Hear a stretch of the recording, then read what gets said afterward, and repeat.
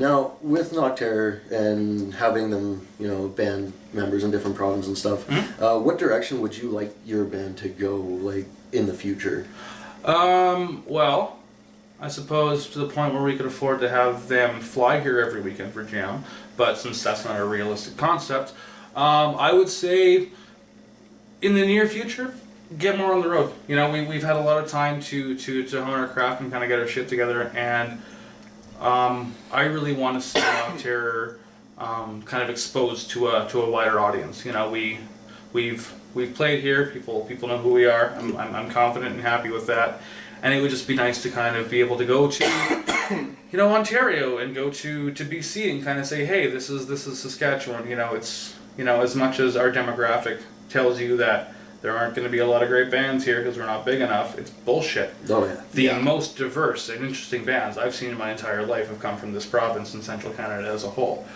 When you have 8 months of -50, you learn to get creative. Yeah. You know what I mean? So, you know, this is a great breeding ground for really great, unique music. So, I want to see us get out and kind of show the rest of Canada what's going on here. Yeah, that'd be a great idea, with especially now we have downtime with the winter and everything. Absolutely. And, you know, with collaborations, you can also bring that to your band and vice versa, and hopefully expand everything. But with up and coming bands and stuff, like we've all seen it and been there. Do you have any words of advice for the newcomers? You know, one could list off 100 different little things, you know, little detail things, but if there's anything I've learned through playing, through being a promoter, being a booker, doing video, doing anything I've done artistically, especially here in Saskatchewan, is that be humble and appreciate the opportunities you get. You know, the biggest mistake I see anyone making, whether they be 50 or 15, is thinking you're special and thinking that you're better than anyone. The reality is, metal is a community. Yeah. You know, and you know, country's a community and punk rock's a community and all these things are, but, you know, specifically on this, you know, it's like metal's a family. You know, I remember one of my first memories of going to metal shows when I was 13. I went to a Halloween show at the Exchange, and I was in a mosh pit for the first time, and I just got my shit kicked, and I'm on the ground. And I remember the first thing I saw was like 100 fucking hands coming down to pick me up and bring me back up, and then high fives. That's what metal is. That's what this community is, right? So I mean, you know, the moment that you go, hey, that's cool, but like, look at me, look how special I am, is the moment that you fucking ruin, you know, that whole concept, right? Be proud of what you do, you know, be confident in your music, but never for a moment think you deserve something over someone else unless, you know, you put the time and the money in. Exactly. So, you know, it's all about growing the community and making sure more people can enjoy it, because the more shows you go to, the more people come to your shows. It's just a proven thing here. It's, you know, I know for a fact that if I see a guy at a show that doesn't need to be there and I go, well, you don't even like this band, but they're there to support, I'm going to that dude's show, because it's a family, right? Because, you know, you scratch the scratching analogy,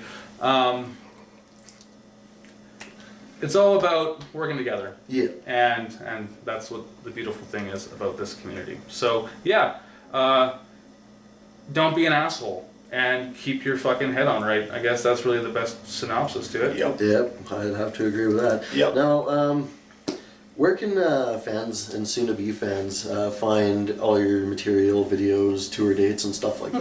Okay. Two easiest places to find it. One, if you're on YouTube, don't just type in Nachtterror, because there's a lot of footage from like 07 filmed with a bad handycam that fucks it up and sounds terrible, and we probably sucked then a lot more than we do today. So just ignore it. We need to clean that up. Yeah. So Desperate Promotions on YouTube is probably like it's my YouTube channel. So I make sure that the audio quality is high. Yep. So if you want to hear us, you know, live, and you can't see us live, Desperate Promotions on YouTube is the way to go. Otherwise, for all their information, nachtterror.com is definitely the simplest way to go. We have links to all of our media. We have links to all of our different sites like Bandcamp and Instagram and that kind of thing. So just check nachtterror.com for all information. All right. And how you ever guys got to where you're at today? Would there be any acknowledgements you'd like to offer out? Too goddamn many. Yeah, how long do you have? Holy. We'll do a short list, okay? I'm just gonna name the top 5 that come to my mind, and that way it's fair to everyone. Psychotic Gardening, without a fucking doubt, is probably the biggest influence and the best brotherhood we've ever had. Give a shout out to, let's see, Nachtterror specific. Let's go. Your turn. The Boys in Lest We Fail. Absolutely. Right off the top of my head. Yeah. Fantastic local metalcore. They're great. Yeah. Love playing with those guys. Kind of biased, but Ultras of Grief. And not because I'm in the band. I want to clarify here. This isn't because I'm in the band. I joined the band because they offered me in. I became involved with the band because I saw 4 kids that were busting their asses, putting the time in, put the money in, creating great music. Oh, yeah. The Shameful Brethren is a fucking beautiful album. I'm humbled to be on it as a guest spot. And it's been an awesome experience growing with them and joining the band as a guitarist now. So I will give them all the props in the world, because those are the kids. Half the members live out of city, like in Broadview and Melville and wherever else. And they are at more shows than a lot of people. Oh, yeah. So I credit them, especially Evan, who I don't think has missed a show in like 3 fucking years. I credit them dramatically, because they're exactly what you need to be. Being in the scene. Absolutely. Your turn. And they're like total band age 15. They're so young. And they're so talented and good. Absolutely. That's the last I'll kiss their ass though. My turn next? Yep. Oh, that sucks.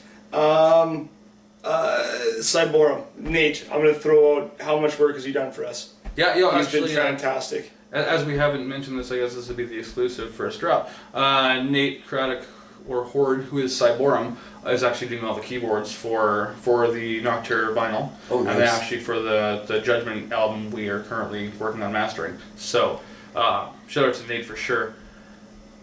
And, final one, let's go. Since we're going nostalgic here, I'm going to give a shout out to Xandra, because Xandra put on shows for years and gave us an opportunity to kind of put our stuff on stage, and was a great foundation for a wonderfully growing scene. Nice. Yeah. So I know Xandra did a lot of work with a lot of bands, like a while ago there was Severed Legion. Like she did a lot of work with them, a lot of work for bringing up the bassist from Altars of Grief, Dylan, a lot of bands he's been in, and stuff like that. She's been really good with the metal promoting. I've seen for years. She definitely is a good hand when she can, absolutely. That's for sure.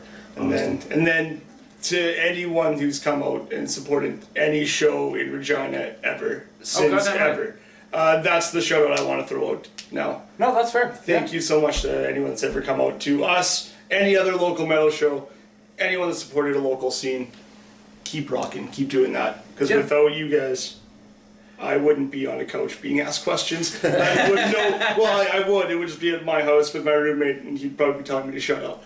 It wouldn't be like this. So that's so cool. Thanks. No, everyone. I completely agree. I'll even expand on it. We live in a generation now where if you want to listen to jazz-infused, psychedelic, blackened, depressive doom metal from Scandinavia, you type that into Google and you have it. You no longer are forced to go to a show. Because when me and him were going to shows back in the day before YouTube was even a fucking thing. Wow, dating myself. What did I do? If there was a metal show, you went, because it was your exposure. There was metal shows, Much Loud, and that was fucking it. So, and whatever tapes or CDs your buddies had. So like, we live in a generation now where you're not forced to enjoy whatever's available, because the world's available. So if you're still getting off your ass and going to see a band that is, maybe not exactly what you want, but you're still supporting that dream, you're still supporting that goal, you're still supporting that community, fucking hails to you. That's all there is to it. And hails to you too for doing shit like this. This is exactly what you need to have a beautiful scene grow. So. Well, not a problem, guys. Anyways, thanks to all Metal Promotions fans for tuning in with our first ever interview here with Nachtterror. Hopefully we see you out at their shows if you're local. If not abroad, check out their stuff online. It'll be totally worth your while. Anyways, keep it metal. Hails.